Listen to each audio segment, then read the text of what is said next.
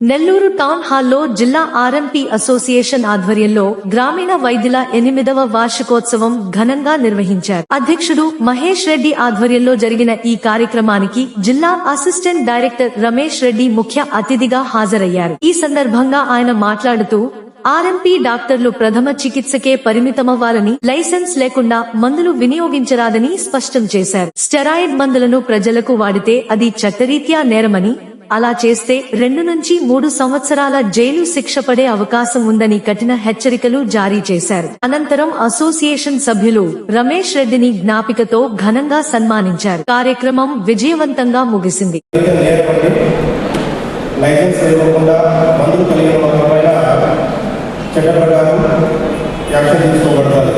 దానికి 3 to 5 years వరకు imprisonment ఉంటుంది.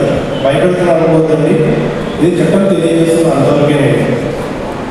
కాబట్టి ఎవరు కూడా లైసెన్స్ ఇవ్వకుండా మద్దతు పెట్టుకోవద్దండి.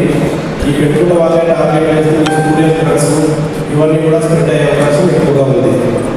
కాబట్టి ప్రతి ఒక్కరు కూడా ఎవరైనా కానీ లైసెన్స్ తీసుకొని మెడికల్ షాప్ రన్ చేసుకోవాల్సి ఉంటుంది.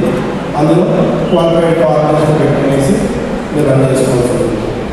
ఇంకా ముఖ్యంగా ఆరోగ్యంగా గమనించింది ఏంటంటే ఈ స్టీరాయిడ్స్ విచ్చలవిడిగా వాడుతున్నారు. ఆ స్టీరాయిడ్స్ వాడడానికి ఉందండి, క్వాలిఫికేషన్ ఉందంటారా? ఆ స్టీరాయిడ్స్ వాడడం వల్ల దాని సైడ్ ఎఫెక్ట్స్ చాలా ఉన్నాయి. నేను ఆరోగ్యాన్ని రక్షించాల్సింది పోయి వాళ్ళ యొక్క ఆరోగ్యాన్ని ఇంకా ఇంప్రూవ్ అయ్యేలాగంటే తీవ్రతరమయ్యేలాగా, సమస్య తీవ్రతరమయ్యేలాగా ఉంటుందన్నమాట. సో ఇది లాభాపేక్షగా పొందుతున్నది కాదు. కాబట్టి మీరు ఈ స్టీరాయిడ్స్ అయితేనేమి అండ్ కొంతమంది యాంటీబయాటిక్స్ రాస్తుంటారు. అసలు క్వాలిఫైడ్ డాక్టర్స్ రాయడానికి ఒకసారి నిలబడతారు. అటువంటివి మీరు అక్కడే అక్కడే వాడడం వల్ల యాంటీమైక్రోబియల్ రెసిస్టెన్స్ ఎక్కువ ఉంటుందండి. యాంటీమైక్రోబియల్ రెసిస్టెన్స్ అంటే అవి 2-3 యాంటీబయాటిక్ ఇచ్చినా కూడా పనిచేయనటువంటి స్థాయికి ఆ సూక్ష్మజీవులు అనేవి వెళ్తాయి. సో విచ్చలవిడిగా ఈ యాంటీబయాటిక్ వాడడం కానీ, స్టీరాయిడ్స్ వాడడం కానీ, అంటే ఇంకొక పాయింట్ ఎన్ఆర్ఎక్స్ డ్రగ్స్ అంటారు.